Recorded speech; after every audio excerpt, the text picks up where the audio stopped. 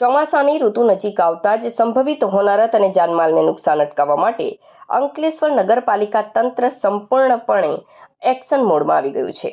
પાલિકા દ્વારા pre monsoon કામગીરીના ભાગરૂપે શહેરમાં ભયજનક અને જર્જરિત બિલ્ડિંગો સામે કડક ઝુંબેશ શરૂ કરવામાં આવી છે, જેના અંતર્ગત નગરપાલિકા દ્વારા શહેરના અલગ અલગ વિસ્તારોમાં આવેલા આશરે 40 જેટલા જર્જરિત મકાનોને કાયદેસરની નોટિસ ફટકારવામાં આવી છે.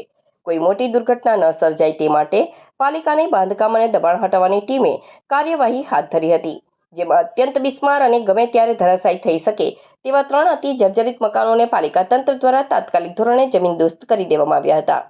પાલિકાની આ કડક કાર્યવાહીથી જર્જરિત મિલકત ધરાવતા આસપાસના રહીશોમાં પણ ફફડાટ વ્યાપી ગયો છે. આ સમગ્ર ઝુંબેશ અંગે અંકલેશ્વર નગરપાલિકાના ચીફ ઓફિસર કેશવ કોલડિયાએ જણાવ્યું હતું કે ચોમાસામાં જર્જરિત મકાનો ધરાશાયી થવાનો ભય રહે છે, જેથી નાગરિકોને સુરક્ષા અમારી પ્રાથમિકતા છે. જે મકાન માલિકોને નોટિસ પાઠવવામાં આવી છે તેઓને નમ્ર અપીલ છે કે કોઈ પણ દુર્ઘટના સર્જાય તે પહેલા પોતાના જર્જરિત મકાનો વહેલી તકે જાતે જ ઉતારી લે અથવા યોગ્ય મરામત કરાવી લે, જેથી જાનમાલને નુકસાન અટકાવી શકાય. આગામી દિવસોમાં પણ પાલિકા દ્વારા આ પ્રકારની સર્વે અને નોટિસ આપવાની કામગીરી વધુ વેગવંતી બનાવવામાં આવશે તેમ સૂત્રો તરફથી જાણવા મળ્યું છે.